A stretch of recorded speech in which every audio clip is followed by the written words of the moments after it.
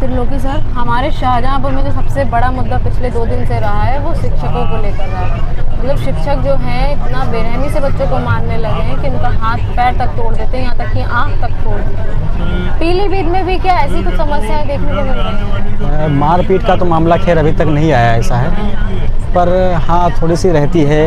कभी पीलीभीत में एक पड़ता है, न्यूरिया थाना क्षेत्र के एक पंडरी गाँव पड़ता है, वहाँ पे एक टीचर ने एक बच्ची को मारा था। बताते हैं बच्ची केवल खेल रही थी, उसको मारा था। नहीं खेल नहीं, लेट में पहुंची थी इसलिए मारा था। हालांकि बाद में उसमें समझौता हो, वो भी 2 दिन के अंदर 2 बड़ी घटनाएं हो जाना, तो एक अपने आप में एक बड़ी चीज़ हमें लग रही है। तो एक वजह ये भी रही कि जो फीमेल टीचर है वो अपनी घर की गुस्सा को, अपनी फ्रस्ट्रेशन को बच्चों पर निकालती है। ये सामने आया है। ये तो हाँ, ये और मोस्टली फीमेल्स ही ऐसा करती हैं। ये भी बड़ी बात है कि फीमेल टीचर ही ऐसा करती है। हो सकता है उनके क्या परिस्थिति पर, ऐसा तो टीचर को तय नहीं करना चाहिए कि अपनी समस्या अपने घर पे रखो। स्कूल में तो आपको शिक्षा देने का अधिकार दिया गया, सरकार आपको पैसा दे रही है, आपने शिक्षा का अहदा पार किया है, उसके लिए आपको चुना गया है। आप अगर बच्चे पे ऐसा करो, बच्चे की मानसिकता पे क्या असर पड़ेगा? बच्चा क्या सोचेगा? टीचर सब ऐसे होते हैं। पहले मैं सुनता था कि टीचर बहुत मारते थे। पहले टीचर एक परंपरा थी कि बिना मारे बच्चा आगे नहीं बढ़ता था। हालांकि अब सरकार ने इस पर रोक लगा दी है। अगर तब भी ऐसी घटनाएं हो रही हैं तो एक दुर्भाग्यपूर्ण है, सोचने वाली नहीं। आप भी अपना जब स्कूलिंग टाइम याद करेंगे या हम भी याद करें तो मार बहुत पड़ी है, बहुत पड़ी, पर ऐसे मार नहीं पड़ती। ऐसे किसी बच्चे की नहीं पड़ी कि किसी का सर पहले केवल डर पैदा करने के लिए मार पड़ती ताकि हम लोग पढ़ें। अब वो शारीरिक चोट पहुंचाने के लिए मार दे रहे हैं। वो अपनी गुस्सा निकाल रहे हैं। वो गुस्सा निकालना है, एक घातक है। बच्चों के लिए भी घातक है, उनके लिए भी घातक है, उनके परिवार के लिए भी घातक है। वो हम लोग टीचर डराते थे, पेन से उंगली तोड़ दी या किसी को इस पे मारते थे, जो इसको कितनी भी तेज मारोगे ना तो चोट तो लगेगी लेकिन टूटेगा नहीं टूटेगा। अब वो सर पे मार रहे हैं, आँख पे मार रहे हैं, तो वो तो एक हिसाब से एक दूसरे की गुस्सा किसी और पे निकालना हो गया। ऐसे हमारे शिक्षक नहीं, हमारे टाइम पे हमारे टीचर ऐसे नहीं थे। मार बहुत पड़ी, सबकी पड़ती थी। ये इस टाइम पे जो शिक्षा की बात हो गई कि टीचर्स जो है, आपने देखा होगा, ये अभी आप भी कह रहे थे कि जब प्राइवेट स्कूलों में शिक्षक 5 से 6 हज़ार रुपये सैलरी ले रहा है, गवर्नमेंट कितनी सैलरी शिक्षकों को प्रोवाइड करा रही है, उसके बाद भी शिक्षकों की ये फ्रस्ट्रेशन। दिक्कत यही होती है, जिसको ज़्यादा मिलने लगता है तो उसको और अपेक्षाएं शुरू होने लगती हैं। अब वो अपना जिसको जो धर्म होता है वो निभाना भूलने लगता है। अब जैसे प्राइवेट सेक्टर की टीचरों की बात करता हूँ तो प्राइवेट टीचरों को 5 या 6 हज़ार या 7 हज़ार मिलता है और फिर भी उनको नौकरी जाने का डर रहता है। इसलिए वो बढ़िया पढ़ाते भी हैं। और सरकारी टीचर का है, एक बार घुस गए, सरकारी दामाद बन गए, उनको कोई हटा नहीं सकता, इसलिए उनकी मनमानी बढ़ती है। तो ये कहीं ना कहीं रूल होता है कि मतलब वो होता है कि टीचर नहीं पढ़ाना चाहेंगे क्योंकि पैसा मिल रहा है, बिना कुछ करे तो क्या करेंगे पढ़ा के बच्चों को। सरकार का भी फोकस नहीं है कि बच्चे पढ़ें। मेरा जहाँ तक यही लगता है, यही है कि सरकार इतना पैसा खर्च करती है, फिर भी देखो कक्षा 8 तक के बच्चों को लिखना तक नहीं आता है। छोटा बड़ा नहीं पढ़ पाते। प्राइवेट के बच्चे कक्षा केजी नर्सरी का फटाटेदार इंग्लिश बोलता है। तो ये सरकार को सोचना चाहिए आखिर इतना अंतर क्यों है।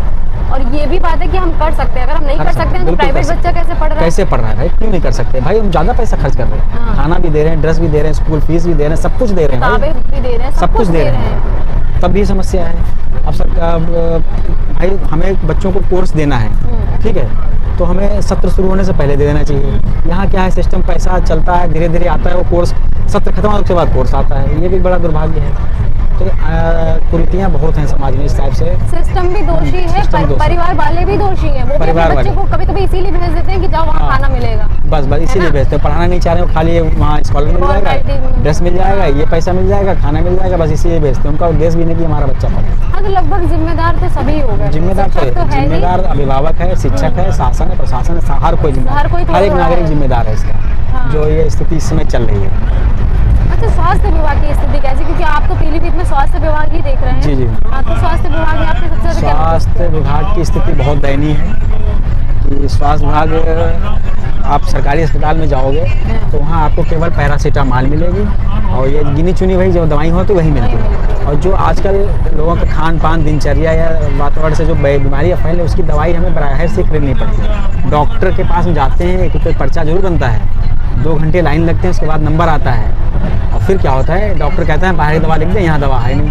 तो हम गरीब हैं, हम नहीं जब ले पाते इसलिए तो सरकारी अस्पताल जाते हैं। अगर हमें बाहर से लेना है तो फिर हम क्या मतलब यहाँ दिखाने का, बस सरकार इतना क्यों पैसा खर्च कर रही है। वही तो, ये सिस्टम आके संभल क्यों नहीं रहा है? क्या क्या इतनी सारी परिवार, सबसे बड़ी बात जो है ना जिला अस्पतालों में गंदगी की, बहुत ज़्यादा गंदगी। अच्छा भला व्यक्ति भी अगर वहाँ जाए तो वो बीमार होकर निकले। पीलीभीत में भी यही स्थिति है, शाहजहाँपुर में भी है, लखीमपुर में कई जगह देखा है। तो गंदगी तो खैर है, हालांकि सफाई भी होती रहती है, स्वच्छता मिशन चलता है, इतना बड़ा बजट खर्च होता है, पर गंदगी का एक मेन तात्पर्य हमारे से जुड़ा हुआ है।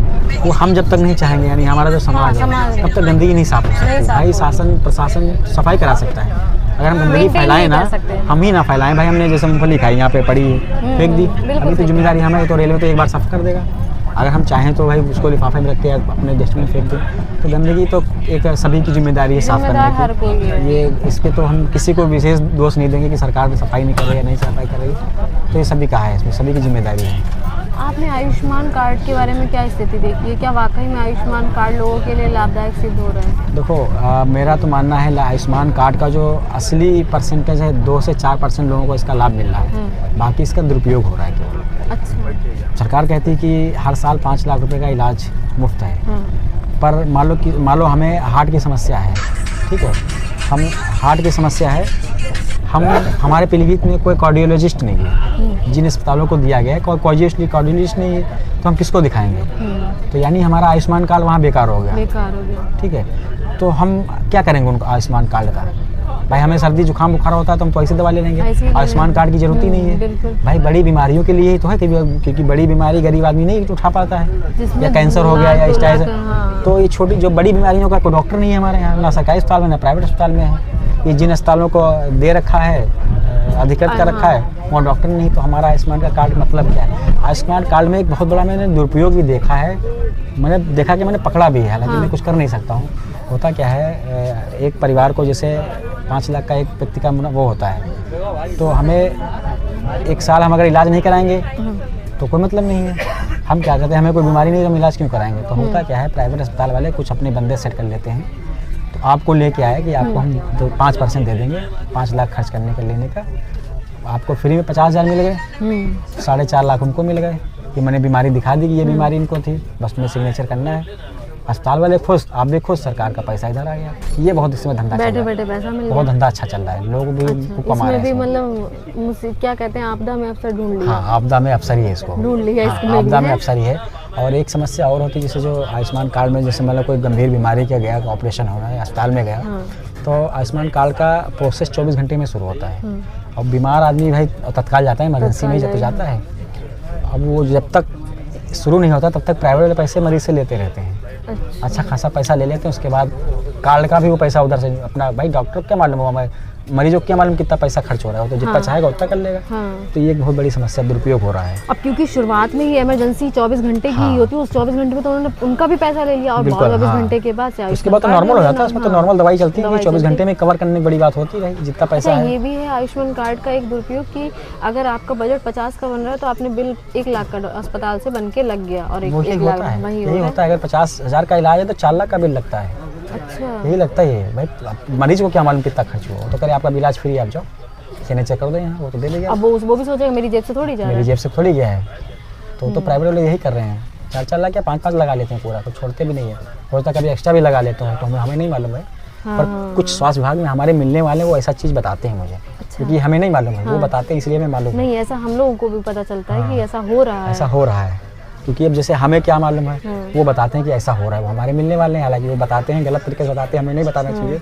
मीडिया वाले तो एक हमारे मित्र हैं, इसी हैसियत से बताते हैं, तो उनका हम कभी ओपन भी नहीं करते हैं, इस विश्वास से उससे बता देते हैं, वो अपने हिसाब से हैंडल करते हैं। और हम लोगों को भी जब जेब से जाए तो बहुत बहस करेंगे, भैया ये इतने रुपए क्यों गए, ये क्यों गए। अब जब नहीं जेब से जा रहा है, सरकार का पैसा, खाना भी मिल रहा है फ्री में, हम लोग भी इलाज भी हो रहा है, तो उसको क्या दिक्कत है? 4 लाख खर्च करें, 5 लाख अगले साल फिर 5 लाख पक्के उसमें, तो हर साल के लिए होता है शायद, मेरे हिसाब से जहाँ पे जानकारी। और अब तो अभी तो जिनके परिवार में 2 से 4 लोग, उनका तो बन भी नहीं रहा, 6 लोगों वाला बन रहा है आयुष्मान। ऐसा कुछ कहा जा रहा है कि 6 लोग जिस परिवार में, उसी का आयुष्मान कार्ड बनेगा शायद। कुछ अपडेट हुआ है, परिवार में 2-4 लोग हैं, उनका तो बन भी नहीं रहा है, वो लोग परेशान हैं। पहले के बने हुए हैं बहुत लोगों के, अब ये तो थोड़ा मैं अपडेट नहीं हूँ, कुछ अपडेट नहीं हूँ उसमें, मैंने इधर कुछ इसके बारे में जानकारी नहीं लेगी। पर हाँ, हो सकता है, मैंने सुना था 60 साल की उम्र वाला भी कुछ बनने वाला, बनने की प्रक्रिया शुरू हो गई थी।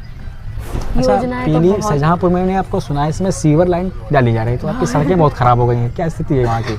बहुत बुरी है, क्योंकि ये लोग ना क्या कर रहे हैं कि पब्लिक से कनेक्ट नहीं हो रहे, पब्लिक को समझा नहीं रहे कि भाई ये क्यों हो रहा है। अब पब्लिक कंफ्यूज है कि भैया ये चल क्या रहा है। जिसे पता है कि पाइपलाइन पड़ रही है तो उसे पता है पाइपलाइन पड़ रही है, उसे ये नहीं पता है कि कब तक चलेगा काम और कब ये बंद होगा, क्या इसका बेनिफिट हमें मिलने वाला है, कुछ किसी को नहीं पता। बस ये पता है कि उस रोड से मत जाना, उस रोड पे आपको जाम की समस्या मिलेगी। अब क्या होता है, सुबह सुबह में स्कूल की जो बच्चे जाते हैं वो इतना परेशान, उनके परिवार वाले हैं, ये जो बस वाले हैं इतना दुखी हैं कि अब अभी अंटा चौराहा है, अंटा चौराहे पे लगभग 15 दिन से बंद पड़ा है रोड। अब पब्लिक क्या है, पब्लिक कंफ्यूज इसलिए कि पब्लिक को यही नहीं बताएगी कि ये रोड बंद कितने दिन रहेगा, और बंद किया गया है तो इससे हमें लाभ क्या होने वाला है, किसी को कुछ नहीं पता, बस काम चल रहा है। कैबिनेट मंत्री हैं सुरेश कुमार खन्ना जी, तो क्या जनता उनके तक आवाज़ लाती है, समस्याएं वहाँ तक लेती है, क्या वो कुछ संज्ञान लेते हैं इस मामले में? नहीं, संज्ञान तो तब लेंगे जब वो सुनना चाहेंगे। अच्छा। वो सुनना ही नहीं चाहेंगे समस्या को, क्योंकि उन्होंने क्या कहा है कि जब आपके घर आपको ये समस्याओं का सामना करना पड़ रहा है, इसका बेनिफिट भी आपको मिलेगा। इस खुशी में पब्लिक शांत बैठी है कि हमें समस्याएं हो रही है। बेनिफिट देना अच्छी बात है, हाँ। उसकी प्लानिंग से बेनिफिट दे तो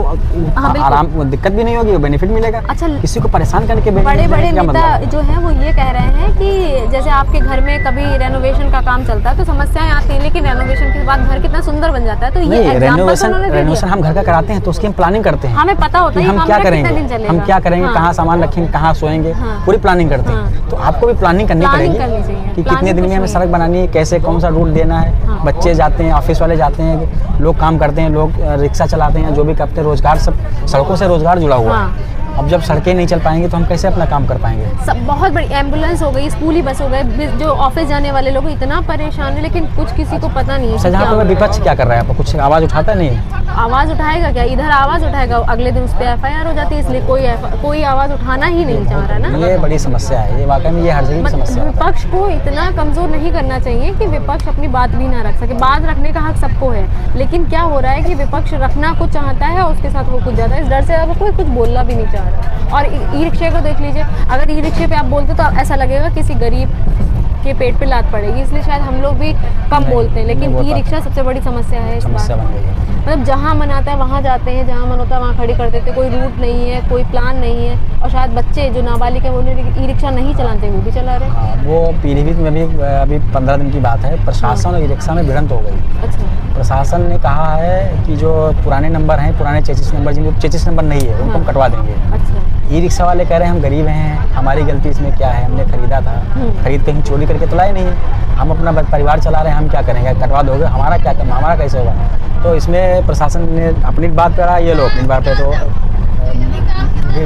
भिड़ गए, हाईवे वगैरह जाम कर दिया, तो खूब बवाल हुआ उसमें। फिर सांसद जी हैं हमारे, वरुण गांधी जी आए, तो उन्होंने दोनों के साथ बैठक की, तो एक निष्कर्ष ये निकाला गया कि 1 महीने को उनको समय दे दिया जाए और बैंक से बात करके इनको लोन दिलवाया जाए ई-रिक्शा के लिए। लोन लेके अपना नया ई-रिक्शा खरीदें, चलाएं और पुराने वाले काटे जाएंगे। हालांकि अभी इसका पूरा निष्कर्ष नहीं लिया कि रिक्शा वाले कह रहे हैं कि हम लोन क्यों लेंगे, क्योंकि हमें चुकाना पड़ेगा, या तो हमें फ्री दिया जाए। आप आराम से काट दो, कोई दिक्कत नहीं है, क्योंकि भाई वो लोन को चुकाना पड़ेगा। भाई 500 कमाएंगे, वो 400 देंगे, तो हम करेंगे क्या? टूट फूट भी होती, बैटरी भी खराब होते हैं, तो दिक्कत तो है। हालांकि इसका भी समस्या नहीं निकल पा रहा। कुछ रिक्शा वालों की मनमानी है, कुछ अवैध तरीके से भी बढ़ गए हैं, तो कुछ कंट्रोल भी समस्या भी, शहर भी समस्या बढ़ती है, लोग इससे व्यापारियों को ज्यादा फायदा हो रहा है। उन्होंने एक ई-रिक्शा लेके डाल दिया, अब वो पर डे उनसे 300 रुपए ले रहे हैं। बिल्कुल बिल्कुल, अपना सामान भी ढुलवा रहे हैं उससे उनका जो किस्त है वो भी जा रही है, और उससे एक रोजगार उसको भी मिल गया है जो व्यक्ति। लेकिन रिक्शे वालों की मनमानी एटीट्यूड आ गया है रिक्शे वालों के अंदर, जहाँ मर्जी चाहे वहाँ से निकाल रहे हैं, जैसे मन चाहे चला रहे हैं, तो ये गलत चीज है। गलत मन्ना है, और बहुत थोड़ा सा वैसे चलाते हैं, स्पीड में चलाते हैं, कई बार हादसे भी हो जाते हैं। अभी पिछले दिन एक हाईवे, वो सॉरी पुलिया के नीचे रिक्शा गिर गया था पीलीभीत में, कई लोग चोटिल हो गए थे। इसमें रिक्शा वाले की गलती थी, जल्दी निकालने के चक्कर में आगे बढ़ गया। हालांकि पुलिया टूटी थी, वो भी गलती थी नगरपालिका की, पर दोनों की गलती थी। नगरपालिका ने पुलिया नहीं बनवाया और रिक्शा वालों ने जल्दी के चक्कर में उसमें सवारी कई लोग चोटिल हो गए। हाँ, अच्छा ये पिंक टॉयलेट जो बने हुए हैं, अब हम लोग दोष तो दे देते हैं सरकार को कि पिंक टॉयलेट बना दी और इसमें गंदगी देखी है, ऐसा वैसा जो भी, लेकिन टॉयलेट बनाना काम था सरकार का, अच्छी सुविधा थी फीमेल्स के लिए। सफाई की क्या है, सुबह शाम एक बार सफाई होना जरूरी है, उसके लिए तो हम सरकार को दोष दे सकते हैं, पर आप कंटिन्यू उसको मेंटेन कैसे करेंगे तो पब्लिक पे डिपेंड करता है। तो हर वक्त हम सरकार को भी नहीं कह सकते। नहीं, वो उसके लिए तो हमें खुद जागरूक होना, खुद सतर्क रहना पड़ेगा। गंदगी हमें खुद, हम ही गंदगी फैलाते हैं, हाँ। वो नहीं गंदगी फैलाती, सब तो सफाई करते हैं। तो इसके लिए हमें ही अवेयरनेस होना पड़ेगा। जैसे कहीं भी देख लो, सार्वजनिक स्थानों पे लोग खाते हैं, मूंगफली थूक देते हैं, या हाँ। केला खाते हैं, चिकन फेंक देते हैं। तो उसे अगर हम अपना रख के स्टोर करके कहीं डस्टबिन में डाल दें हाँ। तो अच्छा हो जाएगा। तो क्यों सफाई करने की जरूरत पड़ेगी। हम ही, अब जैसे हम स्टैंड में बैठे हैं, हमें को दिक्कत है, गंदगी पड़ी है, अगर यहाँ अगर ना फेंकें तो सफाई रहती है आराम से। अब ये सरकार थोड़ी फैलानी है। सरकारी थोड़ी ना, सरकार ने फैलाया, सरकार सफाई करा देगी, करा रोज कराती देगी, है, हाँ। कल भी करा देगी। ये सोचना हमें है। सिस्टम से चलने के लिए पब्लिक को भी जागरूक पब्लिक होना को ही, पड़ेगा। जो ये कुरीतियाँ बढ़ी हैं समाज में, कहीं ना कहीं इसका पब्लिक ही दोषी है। दोषी है। अब जैसे कोई हमें काम कराना है, हम चाहें तो अपना काम करा सकते हैं, अधिकार है, पर हम क्या करते हैं, अपना जल्दी काम कराने में सुविधा शुल्क देने शुरू कर देते हैं। भैया हमारा ले लो, खर्चा कर दो, हमारा काम कर दो, काम हो भी जाता है। इससे क्या होता है, उससे गरीब, अब जो सामने वाला बैठा है वो सबसे अपेक्षा करेगा कि हमें मिले। अब गरीब वाला दे नहीं पाता है, जो जिसके सक्षम है वो देता है, उनका काम हो जाता है, गरीब बेचारा रह जाता है। यहीं से रीजन शुरू होता है। भाई हमें जल्दी काम कराना है, हमने अपना, हम सक्षम है, हमने दे दिया, हमारा काम हो गया। अब जो गरीब है बेचारा 200 रुपये रोज कमाता है, वो कहाँ से देगा पैसे। हर क्षेत्र में है, आवास, सरकारी आवास योजना में ये लोग कहीं देख लो, राशन कार्ड बनवाना है, उसमें कुत्ते बनते तो नहीं। जिम्मेदार तो पब्लिक ही, सरकार ने तो डायरेक्ट खाते में पैसा भेजा है। कुछ लोग भी होते हैं, भ्रष्ट अधिकारी भी होते हैं, कुछ कर्मचारी होते हैं, उनके आगे भी मजबूर हो जाता है।